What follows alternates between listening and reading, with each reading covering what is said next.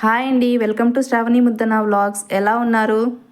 ఈరోజు నేను north Indians ఎక్కువగా చేసుకునే సూజీ హల్వా చేస్తున్నానండి. అదేనండి, రవ్వ హల్వా. సో ఇది నార్త్ ఇండియన్స్ ఎక్కువగా చేసుకుంటూ ఉంటారు.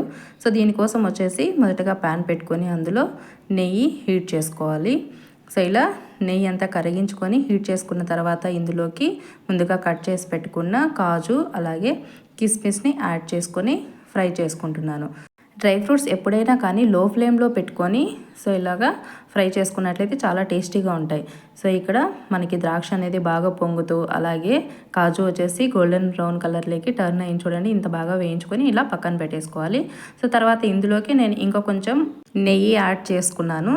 సో తర్వాత అందులోకి 1 కప్పు బొంబాయి రవ్వని యాడ్ చేసుకుంటున్నాను.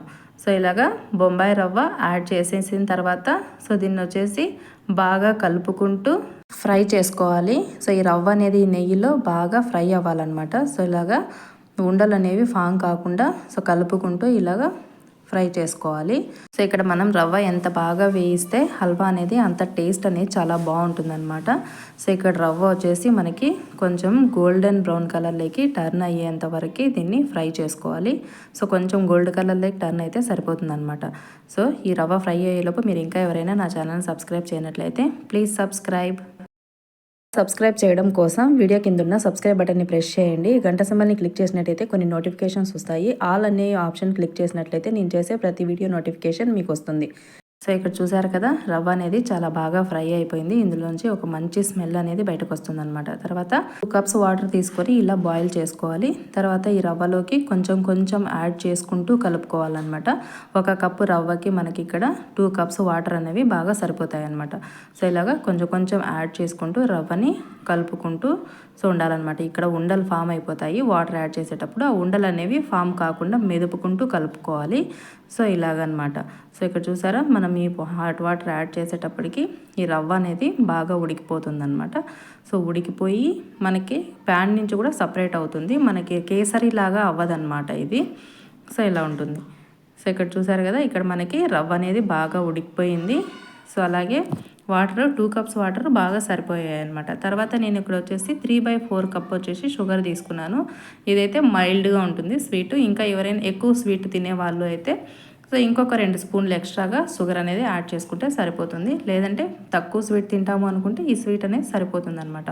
సో ఇప్పుడు వచ్చేసి ఈ షుగర్ అంతా మెల్ట్ అయిపోయేసి ఆ రవ్వ అనేది దీన్ని అబ్జార్బ్ చేసుకునే వరకు మనం ఇలాగా కలుపుతూ ఉండాలి.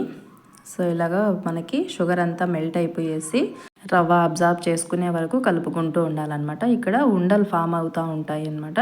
అలా ఉండలు ఫామ్ కాకుండా మనం మెదుపుకుంటూ కలుపుకోవాలి ఇక్కడ.